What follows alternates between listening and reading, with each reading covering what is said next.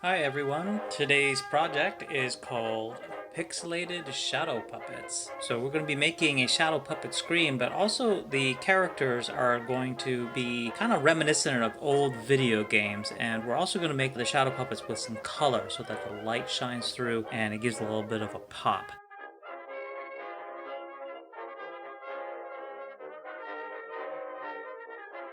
To start off, our shadow puppet screen is going to be this piece of cardboard right here, and that is 14 by 14, but it can be any size that you like.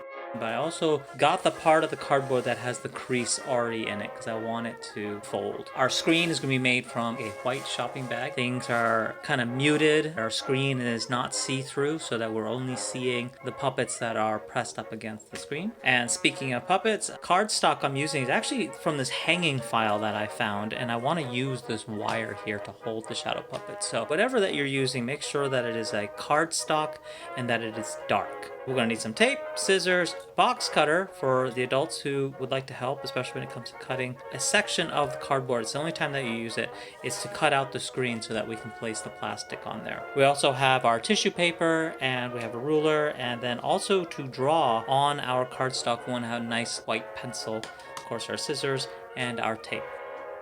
Now to begin, I'm going to open up my folder and I just want to get a good section. The puppet's not going to be this big, but I want to make sure that I have lots of room to create my image. Don't throw this out because, again, we're going to be using this wire that's in there, and I'm going to show you later.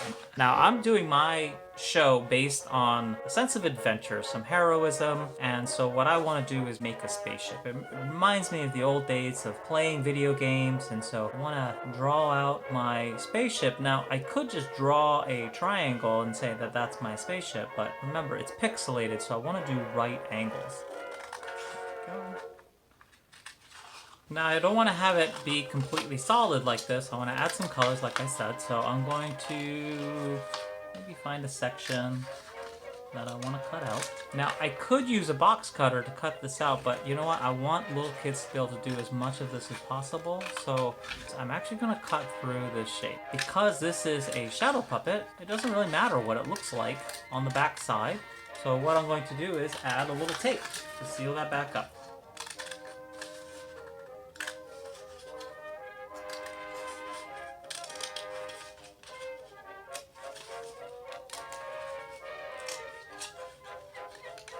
So from this side, you really can't tell.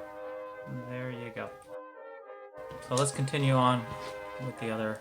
So let's add on our tissue paper. I'm going to decide that maybe this side here is going to be yellow. Now what I can do is add a little tape, keep it in place. You could also use some glue. I've decided to add some tape just in case maybe later I'll change my mind and change the color. I also don't like using glue all that much with tissue paper because it ends up kind of tearing it. And in this case, I just want to make sure that that's all we really need.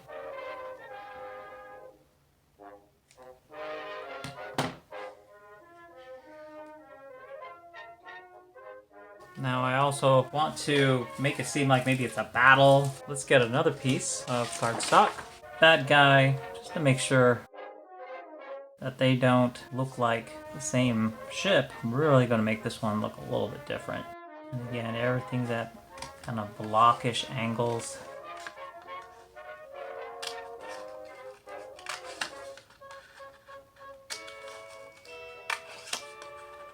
Do a couple of sections here, and cut out. Cut right into it.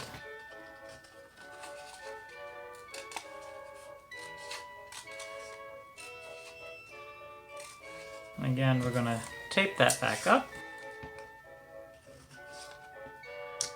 Add some color.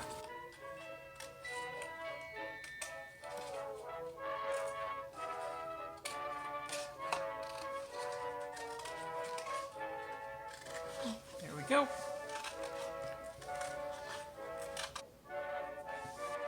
Now what I'm also going to need are these wire pieces right here, and any wire will do. If you have some armature wire, some coat hanger wire, or even some bamboo skewers if you can tape it on properly. But I'm going to use these because I have them and I want to use as much of this folder as possible. There it is. I'm going to pop that out. And so what you want to do is down here at the end, you want to just kind of, these are not easy to bend, so you'll need some adult help to get that right angle, just like so. And if you want, you can push it on the table, bring it up like that. And because we're going to be pushing these onto the screen, I'm going to put this on the back like so. So as you can see, and on the other one. So as you can see, I've got my shadow puppet. Ooh, nice little shadows down here too. So let's do that with the other one. So I have both my shadow puppets here. And now let's move on to the screen. So here's my 14 by 14 inch piece of cardboard, and again I want to have it bend like so that when I place it on the table it will be able to stand up on its own. What we're going to do now, I'm just going to use the width of this ruler, and again, parents, if you could help out with this part, I'm going to come down about an inch, go all the way down here, and about an inch before the fold I'm going to stop. I'm right about there. Then I'm going to move on to this side all the way over to about an inch. So about an inch right there, and then I'm going to connect those two, turn it this way, and we're going to use this edge. The width of the ruler is going to be our border. This is where that line ended. We're going to turn it around and do the same thing over here.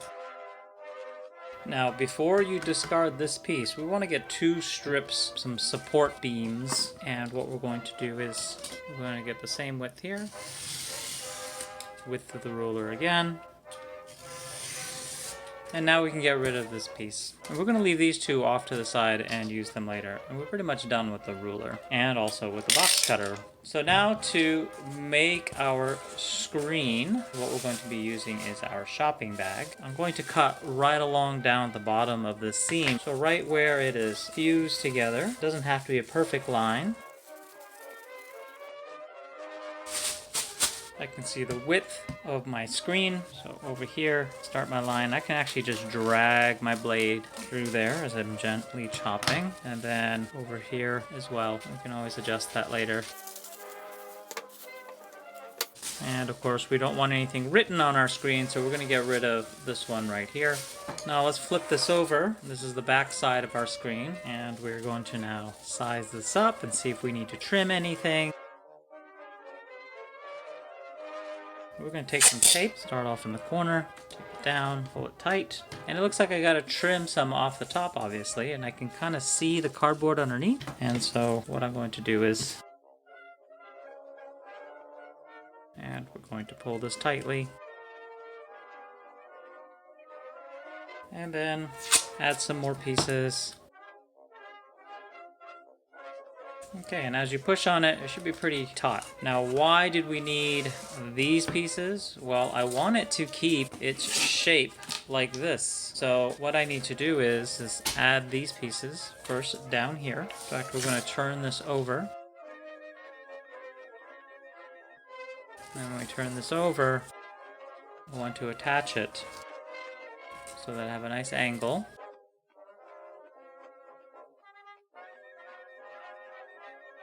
So this is our shadow puppet screen. So let's set it up. Now we're viewing this from the top, and before I put the camera in front of it so we can actually see the screen, what I want you to do is to put some tape on the table. So this way when you're pushing up against the shadow puppet screen, any kind of slight nudge is going to cause this thing to fall forward.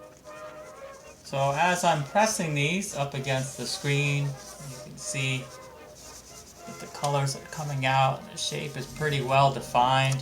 Here comes my bad guy. Let's get that guy out. Here comes the bad guy coming up. And he's kind of floating around, and then here comes my good ship.